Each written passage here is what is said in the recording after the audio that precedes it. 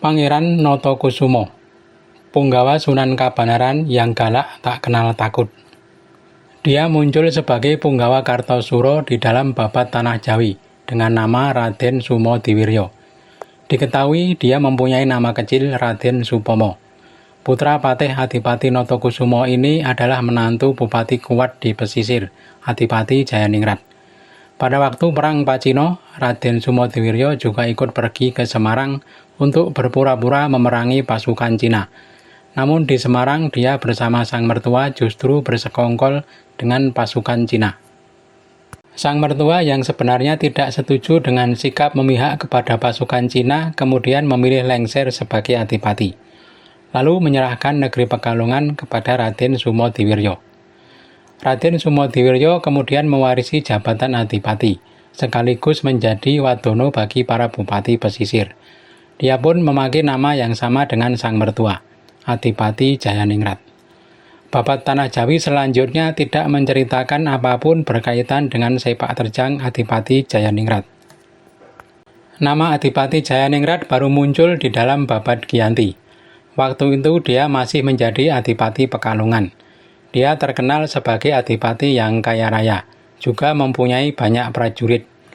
Dikisahkan waktu itu Wadonosewu Temenggung Anggawangsa sedang melakukan perjalanan dari Kartosuro menuju tanah Pagelen atau Bagelen. Karena wilayah Mataram dan Kedu dikuasai pasukan Pangeran Mangkubumi, maka Anggawangsa melalui Semarang, berbelok ke barat sampai di Pekalongan, lalu berbelok ke selatan melalui Banyumas. Wadonosewu Temenggung Anggawangsa berjalan bersama Wadono Numba Anyar Temenggung Cokrojoyo yang usianya lebih muda. Pada waktu melewati Pekalongan, mereka diterima dengan hangat oleh Adipati Jayaningrat. Sang adipati kemudian mengadakan jamuan makan siang untuk kedua bupati Pagelen tersebut. Namun waktu itu Anggawangsa tidak mau hadir dengan alasan sakit. Adipati Jayaningrat merasa diabaikan. Seketika darah sang adipati naik. Anggawangsa dipanggil paksa, dan ketika Adipati Jayaningrat melihatnya langsung dimaki-maki. Sersan Rike, komandan kompeni yang menyertai Anggawangsa tak sampai hati dan memilih keluar ruangan. Kemarahan sang adipati tak juga reda, malah semakin menjadi. Ki Adipati melempar cobek sambal yang ada di depannya, tepat mengenai pelipis Ki Anggawangsa. Darah menetes dari lukanya, namun Ki Anggawangsa hanya diam tak bereaksi. Ki Adipati terus menantang dengan nada marah. Sersan Rike kemudian berusaha membujuk Adipati Jayaningrat agar reda kemarahannya. Sersan memberi jaminan bahwa Anggawangsa tidak datang ke jamuan bukan karena sombong, tetapi karena terlalu banyak pikiran. Akhirnya kedua punggawa berhasil didamaikan. Meski pemarah, Adipati Jayaningrat sangat dermawan. Ketika rombongan Anggawangsa hendak melanjutkan perjalanan, Anggawangsa, Sersan Rike, dan Cokrojoyo masing-masing diberi uang 200 rial. Juga masih diberi kuda angkut sejumlah yang mereka perlukan. Tidak lama berselang dari kejadian tersebut, Adipati Jayaningrat ditugaskan kompeni memimpin pasukan berperang di Kedu. Kala itu kubu Sunan Kabanaran dipimpin Pangeran Adiwijoyo. Adipati Jayaningrat mengirim surat, meminta agar pasukan Pangeran Adiwijoyo mundur. Dia sebenarnya enggan berperang melawan kubu Sunan Kabanaran. Dia mau berperang karena dijanjikan sang ayah mantan Adipati Notokusumo akan dipulangkan dari Ceylon jika dia dapat mengusir pasukan Sunan Kabanaran dari wilayah Kedu.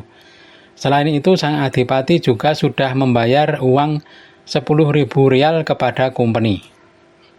Pangeran Adiwijoyo tertawa mendengar permintaan Adipati Jayaningrat. Tetapi dia kemudian memundurkan pasukan.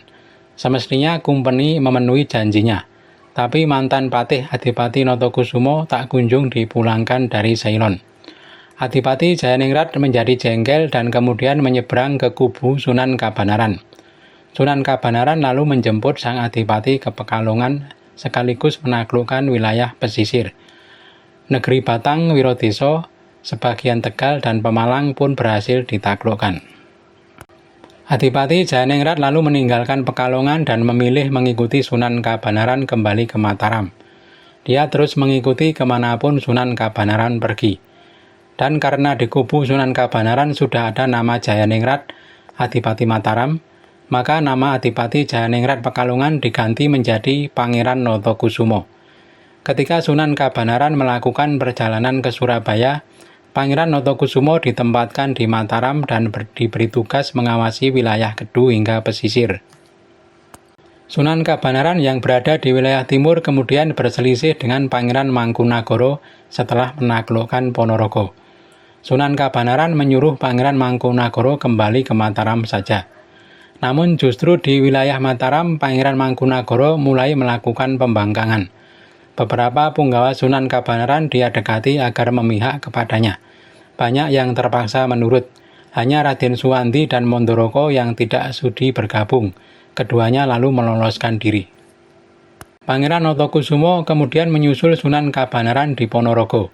Dan karena Pangeran Mangkunagara sudah terbukti memisahkan diri, maka Sunan Kabanaran lalu mengangkat Pangeran Notokusumo menjadi patih menggantikan Pangeran Mangkunagara. Pangeran Notokusumo terus mengabdi dengan setia kepada Sunan Kabanaran. Berbagai peristiwa pahit pun pernah mereka alami bersama. Dalam Perang Ponorogo, pasukan Sunan Kabanaran dibantai habis pasukan Mangkunagaran. Dalam Perang Ponorogo itu, Pangeran Notokusumo juga kehilangan putri beliau, yang menjadi tawanan pasukan Mangkunagara. Sang putri, Retnomaliyah, baru dikembalikan setelah Pangeran Mangkunagara berdamai di Solotigo. Selama bertugas menjadi patih, Pangeran Notokusumo terbukti cakap dan dapat melayani Sunan Kabanaran dengan baik. Juga watak pemarahnya dapat dikendalikan. Namun jika berperang, keberaniannya tak surut. Dalam perang, Pangeran Notokusumo selalu merokok dengan santai, seolah tak takut mati. Meski terbukti cakap menjadi patih, Pangeran Notokusumo ditolak Kompeni ketika peristiwa Palian Nagari.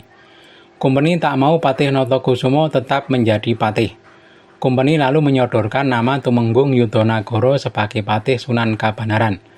Setelah Sunan Kabanaran diangkat sebagai Sultan di Jogja, nama Yudonagara diganti menjadi Adipati Danurejo.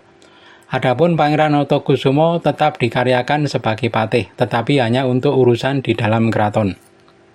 Pangeran Notokusumo berbesar hati dan tetap merasa bersyukur karena perjuangan para punggawa Sunan Kabanaran telah berhasil. Meski begitu, Sultan Yogyakarta tetap memberi hadiah yang indah untuk Pangeran Notokusumo. Mantan Patih Notokusumo, ayah dari Pangeran Notokusumo berhasil dipulangkan dari Ceylon. Dan karena nama Notokusumo telah dipakai anaknya, Adipati Notokusumo diberi nama baru Pangeran Juru. Pangeran Juru diangkat sebagai penasihat Sultan dan diberi tanah perdikan. Babad Giyanti diakhiri dengan kisah kunjungan Pangeran Juru ke Surakarta. Para punggawa Surakarta berebut memberi hormat kepada mantan Patih Kartosuro yang ketika masih bertugas dahulu dikenal sangat pemberani. Sang putra Pangeran Notokusumo merasa beruntung karena di usia tuanya sang ayah dapat kembali ke tanah air dan ditunggui anak cucu dalam keadaan yang mulia dan terhormat. Demikian kisah Raden Supomo alias Raden Sumodewiryo alias Adipati Jayaningrat alias Pangeran Notokusumo, patih kedua dari Sunan Kabanaran.